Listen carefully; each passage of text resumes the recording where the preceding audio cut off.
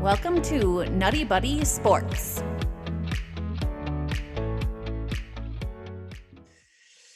Hello, everybody, and welcome back to NuttieBuddie Sports. Thanks so much for joining me. We're just going to briefly talk about the Jerami Grant trade. He goes to the Trail Blazers for a 2025 protected pick from essentially the Milwaukee Bucks. So I think it was top 4 protected, and I wanted to just touch on this trade because I know you can't really tell. I got my football stuff up, but I am a Pistons fan, and I wanted to hit on this a little bit about how I feel about this trade for the Pistons. But before I talk about the Pistons, let's talk about the Blazers side of it, because I really think it's a really good addition. I have been on the train that the Blazers should go after Jerami Grant because the Blazers want to build around Damian Lillard. So this trade makes sense for them. I think personally, I think they stole Jerami Grant. I don't, maybe we'll get into that in a little bit, but you put size and defense around Damian Lillard, and you did not have to give up your 7th pick in this year's draft to do it. So now the reports are, I just read on Bleacher Report that they're after OG Anunoby with that 7th pick. And if they get him and you have a lineup where you have Damian Lillard, OG, Grant, that is like a good starting 3, because you're building defensive minded players around Damian Lillard. I love this trade for the Trailblazers. I really do. I think they stole Jerami Grant, in my opinion, and I don't really get what the Pistons are doing. So for the Trailblazers, I'm going to say this is an A+ get for them. I just how do you not make this deal? Now, as for the Pistons, I have no idea. And there's going to be some patience needed, I guess, in this, because we don't want to overreact. Maybe Troy Weaver has a plan that we aren't privy to right now. But man, I can't believe that they did not get something better.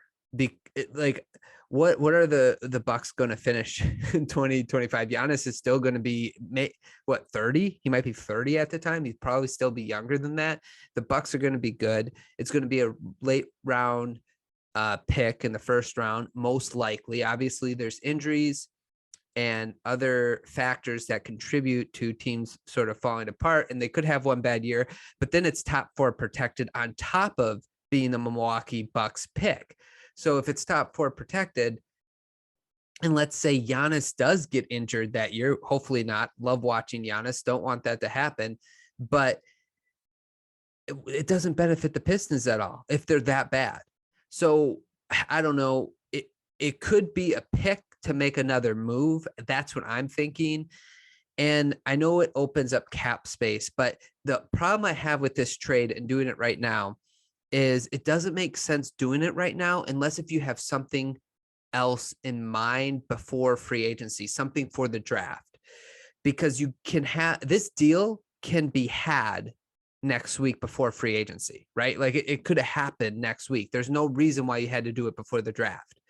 So to me personally, this didn't make a lot of sense for the Pistons unless possibly they're looking to take on money to gain more draft picks.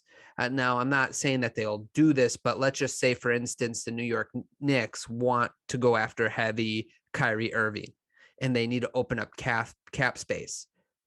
Would they be willing to take on that cap space that they just opened up and get a first-round pick out of it this year? Now, if they did that, then it's like, well, you're technically trading Jerami Grant for these players, a future first and the 11th pick in the draft, or the 10th pick in this year's draft, or the same with Charlotte or some of these other teams that are looking to offload bad contracts.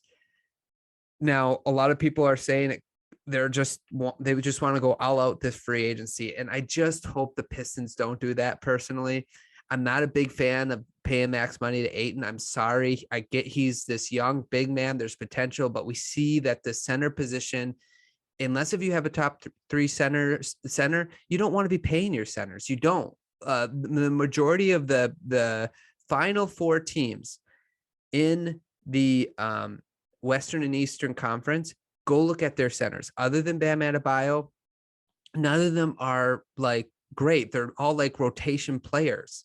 And that's kind of what the center position is nowadays, because you have to be able to take that guy off the court if he can't stay on the court. And most centers cannot stay on the court in every single situation. So I'm not a big fan of paying, and I'm not a big fan of playing Bridges either, which is the other guy that the Pistons are rumored to go after. He shot 33% from three last year. We don't like, the Pistons don't need that kind of player. They need sharpshooters around Cade. Like every other team, they need sharpshooters. 33% is not good enough.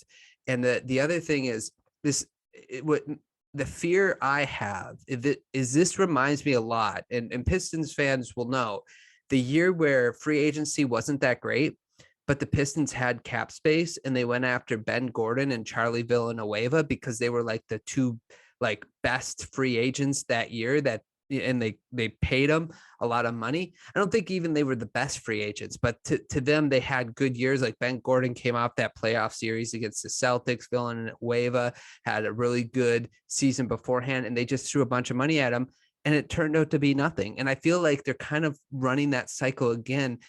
I would rather they go the patient approach. I kind of hope this is just a move to do more moves, and most likely that will be the case, because I just don't see why they would do this move now instead of waiting a week, if their sole purpose was to free up money to go after free agents. Because this deal is on the table this week, it's on the table next week. Like the Blazers aren't going to be like, we don't want to trade that pick next week now because of because it's a week later. No, they're going to do this deal every time. So I have to imagine Troy Weaver has something up his sleeve for the draft, maybe taking on contracts, getting more draft capital, either in this year's draft or in drafts in the future. But on its face, personally, for me, I don't like this trade for the Pistons, just as face value. This is a really weak trade. And I would say there were better trades rumored to have been offered at the trade deadline to the Pistons than what the Pistons got here. So as a Piston fan, not happy. I'll be honest with you guys. I'm not happy, but I'm glad for Jerami Grant. I'm glad for Damian Lillard. I think those two will be a good pairing. And if the Blazers add OG Anunoby, I think they can be a really solid team. So Blazers fans, you should be really excited and happy for your team as they continue to move forward. And they didn't give up that seventh round pick, and they didn't have to do that to get Jerami Grant. So anyway, those were just my quick thoughts on that trade. I hope you guys enjoyed. Please subscribe to the channel, like the video. Also, go check out me and Clint, my friend. He joined me and we did a mock draft, picks 1 through 10, and 6 burning questions that are also here on YouTube. Thanks so much for watching, and we'll talk to you guys soon.